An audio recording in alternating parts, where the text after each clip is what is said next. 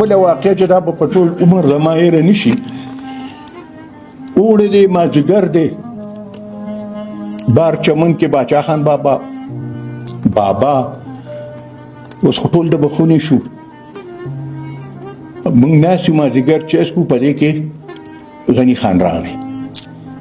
کېناسته تب کېده نو بیا هغې کې غني خان باچا خان ته چې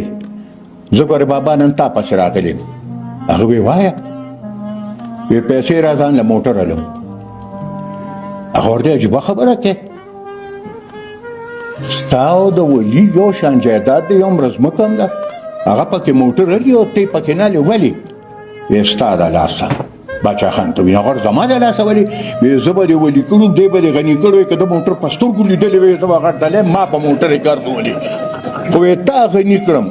تا خراب کړم. خیر چې ډېر باسو شو نو پاسې ورته چې بابا یا به پیسې راکړې او یا که مې ستا ځمکه خرڅه نه کړو ځان مې په موټر وانغې شوې دا ته دا زه لاړ په درېیمه ورځ اطلاع راغله ویله باچا خان بابا 15 جره به ځمکه خرڅه کړه غني خان. دوی یو څو ورځې پس راغلو نوی موټر ورسره دی لای په سیټونو هغه پلاسټیک لګېدلې دی زه حجره کې ناست وم چې راکوشو نو ما ته وایي چې پلار مې کوم ځای دی مې چې دننه دی وایي پقار خو به ډېر وي چې خود پقار دی نو وایي ځه